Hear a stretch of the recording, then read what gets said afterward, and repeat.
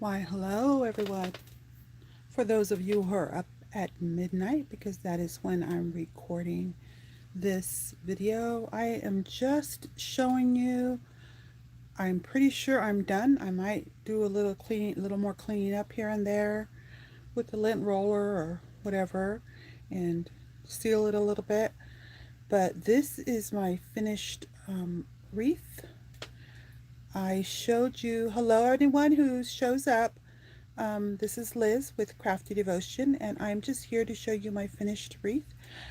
I am planning to hopefully ship it out tomorrow. Now, one of the things that occurs is that all of a sudden sometimes my Wi-Fi drops. So if my Wi-Fi drops, I may not come back on if it was like for 50 minutes or so. But for some reason, it seems to happen quite often. But this is what the wreath looks like. Let me see if I can give you a further. There you go. So there's the top, and it's midnight here in Idaho where I live, and but I think pretty sure I'm done and I finished my wreath. Hopefully my customer will like it. I added the top portion, which I hadn't finished the last time. I was just showing you transition so you can see that I take some time to add different things. Let me see, what are some of the things I have changed? Let's see, to mention earlier, I think I might have, I don't know if I added more little flowers here and there. I might have added a few things since the last time. But I think I did forget to mention that I did put a dangle lace along the bottom edge, and you can see it here dangling. So it's a gold lace, and I did steam this so you can see that it shows a little more because it's not wrinkled anymore. Let's see, what else did I may have added more bling. I don't remember. I think I added a couple of things here and there, and I was trying to like add to it, and then I kept on feeling like it wasn't done, and it wasn't done until finally I added the last things that make it look kind of soft and at the same time elegant up on top. Let me show you some of those things, because in the previous video I showed you most of the fabrics and things like that. But here, to finish it off, in the center, the first I decided to add, I almost was going to add this red here, but I decided to add this. This is actually a vintage like curtain dangle trim, and it looks really pretty. It's got pearls and gold on it.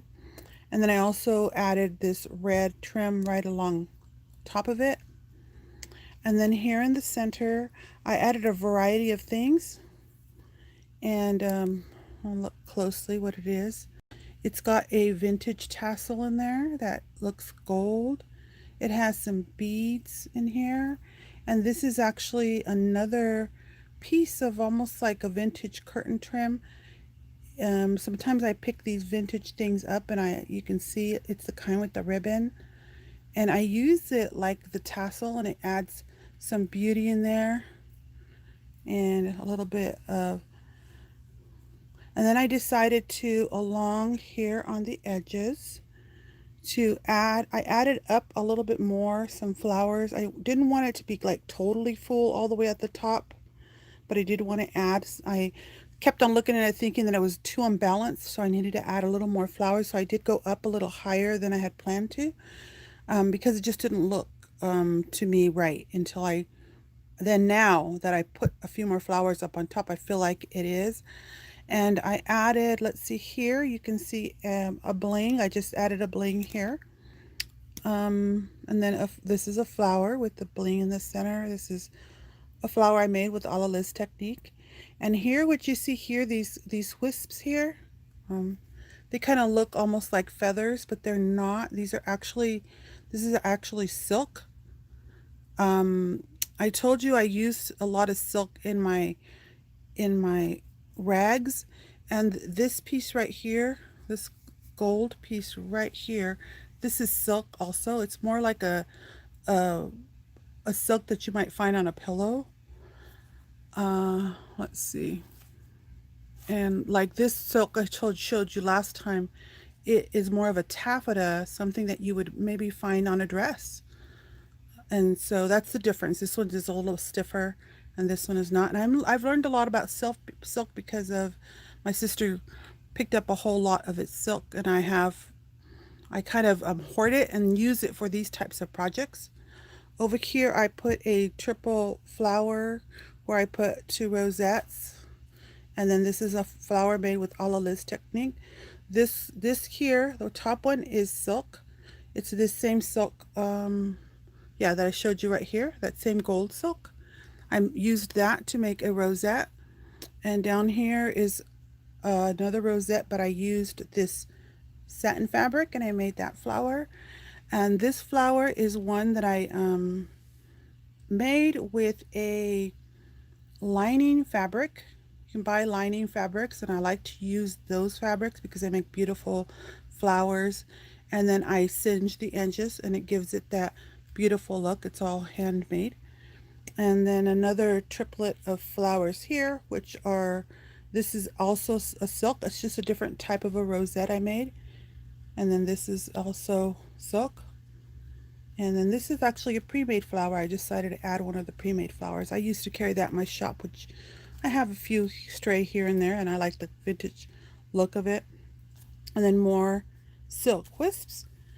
Okay, so pretty much I'm just showing you what it's come out like, and hopefully it inspires you to try using different things, different textures. And I'm not going to be here very long, but if you have any questions, you're welcome to answer them, and I'll give you another look of this project. So here's the center there. Let me go back a little more. Oh, okay, you can see that, how it all looks. And one of the things that bothered me about my wreath is I don't like some things about it, but I love a lot of things about it. And I think it's like I like the beads along the edge here, but then sometimes I feel like it's too much. I don't know. What do you guys think? I could always go and like remove every other bead if I want, but you guys tell me, what do you guys think? Do you think that looks good?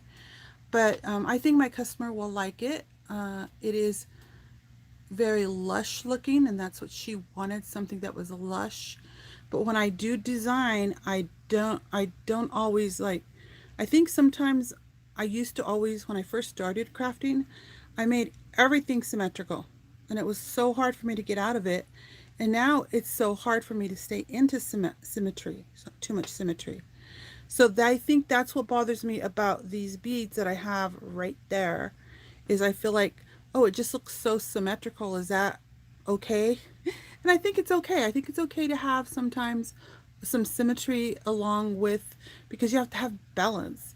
And so that's why I added more flowers up on top here, around here, these few areas, because I did not have balance. It felt like it was just unbalanced. And then when I added the silk strings, or it's basically the fabric, and I kind of pull out some of the silk threads and I leave others. And I do have a video where I show you how I do that. Which one is it? It is one of my projects, like a wall hanging I did. I'm not sure which wall hanging it is, but you can ask me in comments if you want, and I'll look for it for you if you're interested in knowing how I make those silk wisps. I call them wisps. They're just something I designed myself. And there's the crazy tassel. It has a variety of things, and let's see what my customer thinks, because I sent her a link to the videos, and then she can tell me if she thinks that she wants me to add this or that. Because this customer, she's actually a very crafty person also. She designs and decorates her own house, her own home. So this is Liz with Crafty Devotion. If there's no questions, I kind of just wanted to show you the finished product, because I do not think I'm going to get to do it in the morning before I pack it up, because I have some orders I need to ship in the morning and a lot of busyness in the morning. So that's it. I will talk to you guys next time. I hope you enjoyed seeing my project.